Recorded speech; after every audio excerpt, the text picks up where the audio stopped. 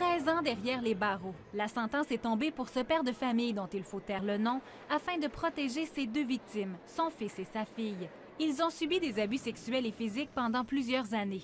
Le juge Rosaire Larouche a décrit les gestes commis à répétition. Les détails sont scabreux. On vous épargne la majorité d'entre eux. L'énumération a d'ailleurs créé un véritable malaise en salle de cours. La jeune fille était âgée d'à peine 7 ans lorsque les premières agressions ont débuté. Elle était forcée de faire des fellations à son père pratiquement chaque semaine. C'est effectivement un dossier où les faits sont odieux, sont difficiles à entendre. Les victimes ont fait preuve d'énormément de courage de venir témoigner à la cour à l'âge qu'ils ont.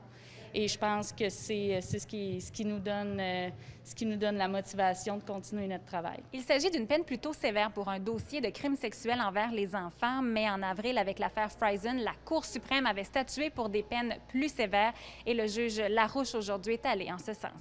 La fourchette de peine est plus sévère depuis avril dernier.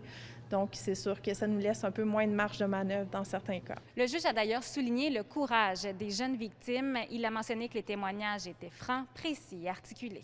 Assis dans le box des accusés, le père de famille n'a pas bronché. Il a reçu des peines consécutives pour ses 13 chefs d'accusation. 108 jours seront retranchés de sa peine en raison de sa détention préventive. Il est interdit pour lui de communiquer avec ses deux enfants et son nom sera aussi inscrit dans le registre des délinquants sexuels. Charelle Traversy, TVA Nouvelles, Trois-Rivières.